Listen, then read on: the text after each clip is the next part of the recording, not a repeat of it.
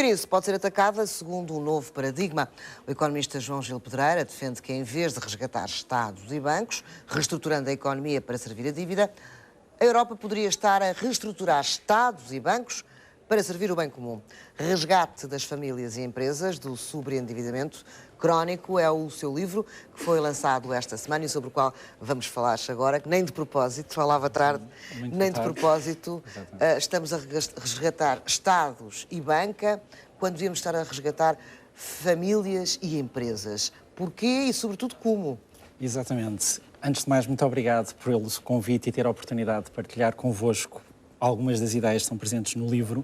E, fundamentalmente, eu começaria por dizer aquilo que 2 ou 3 milhões de portugueses já conhecem muito bem, que é a gravidade do problema de sobreendividamento, não apenas ao nível do Estado, mas também ao nível das famílias e ao nível das empresas. E como nós vimos atrás, essa problemática tem tendência sempre a agravar, e aquilo que vem demonstrado no livro é que essa problemática tem vindo a agravar-se imenso desde o momento em que nós começámos a observar os dados de 2007, 2008 e a entrada na profunda crise que estamos a viver. Mas, no fundo, aquilo que o livro traz é uma resposta exatamente ao nível ecossistémico, de que nós podemos inverter esta ótica de resgatar bancos e Estados e fazer, de facto, o resgate das famílias e empresas, trazendo todas as entidades deste ecossistema a uma nova resposta. Trazendo uma banca, num conceito de banca de resgate, que passa pela consolidação das dívidas das famílias, passa pelo controle de riscos futuros e de uma banca de proximidade e de relação onde existe, de facto, um caminhar em junto e em confiança entre a banca e a família. Existe nova regulação e uma das coisas absolutamente fundamentais é não só olhar para o estoque de crédito que já foi contraído, mas também alterar o paradigma de regulação e regulamentação que nós temos hoje em dia, que não permitindo abusos, quer a nível de comissões, quer ao nível de taxas de juros, quer a nível da proliferação de cartões de crédito, que são, no fundo, o maior inimigo à insustentabilidade e à insolvência das famílias. Mas isso acabou. Tudo isso acabou com a crise. Acabou com a crise, mas a proliferação, por exemplo, dos cartões de crédito, que são créditos ao consumo, não é? Já não existe. Mas veja duas coisas. Primeiro, ainda se continuam a vender agressivamente cartões de crédito em muitos espaços comerciais e, mais do que isso, há muitas famílias que continuam com os seus cartões de crédito cheios das suas dívidas, que não fazem o pagamento a 100% e, portanto, todos os meses pagam taxas de juros 25%, 26% e 27%. Estas taxas de juros em Portugal já foram de 37,4%. Portanto, 1/3 do capital em dívida era pago todos os anos. Obviamente que isto tem que trazer regulamentação, tem que trazer um novo paradigma de banca, tem que trazer uma nova prática ao nível da cobrança de dívidas dos próprios bancos, englobando uma relação com o cliente e não meramente uma cobrança da dívida, e, portanto, eu vou privilegiar novamente a relação que eu tenho com o cliente. Como? Mas não é aquilo que acontece, reestruturações de dívida, tentar perceber qual é a forma do cliente cumprir os seus compromissos de forma diferente. Certo. Continuamos a olhar muito, quer ao nível da banca, quer ao nível dos operadores de telecomunicações, quer toda a gente que faz um serviço de aquilo que se chama de pós-pago, e, portanto, que há uma contratação e depois há um pós-pago, a focar-nos muito nas rubricas de provisões e write-offs. O que é que isto significa? Nós estamos muito enfocados nas possíveis perdas ao nível do crédito incumprido. Só que existem mais variáveis para além dessas. A relação com o cliente, se for quebrada, todo o investimento que eu faço com esse mesmo cliente ou com essa mesma família vai-me gerar perdas muito maiores do que muitas vezes eu entrar em outro tipo de flexibilizações e racionalizações desse processo.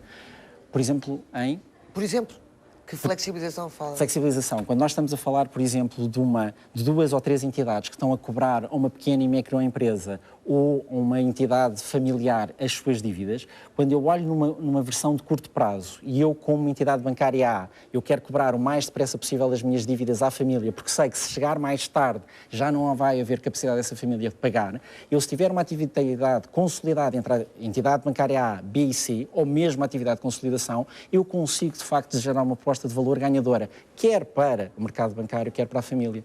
Hoje em dia, o que nós muitas vezes temos é uma concorrência entre as entidades bancárias, em que concorrem quer para cobrar as dívidas familiares, quer para cobrar as dívidas das empresas, promovendo a própria insustentabilidade. E, portanto, fundamentalmente o que eu tenho nos meus processos de cobrança é eu querer chegar mais depressa, porque ainda vou buscar algum tipo de bens, algum tipo de recursos.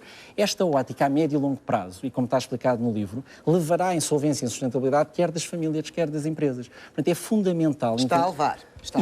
Claramente está a levar. O que eu queria perguntar, mantendo-nos na macroeconomia e percebendo, este novo paradigma significa, se não resgatamos os bancos e os Estados, significa, no limite, vamos deixar os bancos E os Estados irem à falência. Eu diria exatamente o contrário. Aquilo que nós temos estado a ver é que Portugal, por exemplo, e isto não é só em termos de Portugal, é em termos de Portugal, em termos de Espanha, em termos de Irlanda, que neste momento 18% dos clientes irlandeses ao nível do crédito à habitação já não conseguem pagar, 18%. E aquilo que nós estamos a ver é esta estratégia, que foi de resgate do BCP, do Banif, da Caixa de Depósitos, e vemos os resultados que eles têm estado a ter após esses mesmos resgates. Foram apresentados 153 milhões de euros de prejuízos no BCP, foram apresentados 50 milhões de euros de prejuízos na Caixa em Portugal e 30 e tal... O que eu não consigo entender é como é que se consegue inverter essa lógica. Porque a lógica que nós estamos aqui a falar é, se nós estamos numa ótica de cobrança enfocada em termos de provisões e write-offs, não abrindo mão de algum tipo de margem financeira... Provisões que é? De curto prazo, é isso que quer dizer? É uma visão de curto prazo. É uma visão de curto prazo. E, portanto, aquilo que se está aqui a dizer é, se nós não resgatamos, e resgatar aqui não significa abate de dívida, significa dar as condições às famílias e empresas, reduzindo juros, reduzindo comissões e racionalizando os processos de cobrança, se nós não viabilizarmos estas famílias e estas empresas, claramente as provisões pelo crédito mal parado vão continuar a subir e vão continuar a colocar prejuízos em cada um destes bancos. E o raciocínio não para aí, é que estes bancos, quanto mais prejuízos têm, maior é a exposição, aliás, como foi noticiado, junto do BCE. E essa dependência do BCE, sai logo uma notícia a seguir, em que Bruxelas diz a estes bancos para fechar agências e reduzir o seu pessoal. Se nós fecharmos o ciclo, pela redução de pessoal, aumentamos então o quê? O desemprego. O desemprego é a principal variável do aumento do incumprimento. Aumentando o incumprimento, vamos gerar novamente prejuízos na banca e num ciclo vicioso que, se não for quebrado, utilizando um novo paradigma, que provavelmente está muito melhor explicado ao nível do livro, vamos, obviamente, caminhar para uma insolvência total, quer de famílias, quer de Estados, quer dos próprios bancos. É este desafio de alterar esta forma de pensar, indo buscar variáveis que geralmente não são incluídas neste género de solução de problema que está... Há uma variável aí que me parece extremamente importante, que é a variável da confiança. Isto é, tem a ver com a confiança que a banca pode ter a médio e longo prazo com as famílias e com as empresas. Sim. Tem a ver com um bem muito escasso hoje em dia. Então deixe-me falar um bocadinho sobre esta banca, que está muito próxima também de banca social e de uma banca ética, em que há uma relação de proximidade, novamente, entre, quando eu lhe falei da caminhada que é necessário do resgate destas famílias, destas microempresas e destas pequenas empresas, envolve uma relação de proximidade. E é nessa relação de proximidade que nós podemos gerar novamente essa confiança entre o banqueiro ou o bancário e essa família. Sem essa confiança não vamos conseguir sair daqui. Um dos pilares desta banca de resgate, que vem explicado no livro, é exatamente essa banca de relação. É novamente não nos relacionarmos com os bancos meramente enviando o nosso IRS por e-mail ou contatando telefonicamente com uma entidade de crédito que anuncia na televisão ou pela internet, mas estabelecer de facto essa relação. Sem essa relação não se vai retomar a confiança, mas mais importante ainda, sem voltarmos a falar verdade, olhos nos olhos, entre clientes bancários e banca, não vamos conseguir chegar à confiança. Não está a falar verdade, não é? Se não estamos a falar a verdade... Eu penso que a verdade muitas vezes está a ser dita a conta-gotas. A verdade que foi vista em 2007 e 2008 foi muito vista por muitas pessoas em relação ao filme completo. E a verdade vai sendo dita a conta-gotas numa visão muitas vezes paternalista de os povos, as empresas, as famílias não aguentam a verdade toda. Portanto, vamos dando parcialmente a verdade. E a certa altura... Mas sempre foi havendo quem nos dissesse a verdade toda. Podíamos não acreditar, não é? Exatamente. Agora eu acho que é inegável que essa verdade está-nos a entrar pelos olhos dentro e não estamos a falar meramente de uma questão portuguesa. Estamos a falar, como eu disse há bocado, da Irlanda, estamos a falar de 500 despejos por dia em Espanha, estamos a falar, por exemplo, de 6,6 milhões de alemães que já não conseguem pagar as suas dívidas. Portanto, isto é uma problemática, e se passarmos para os Estados Unidos, vimos a crise do subprime, é uma problemática do mundo ocidental.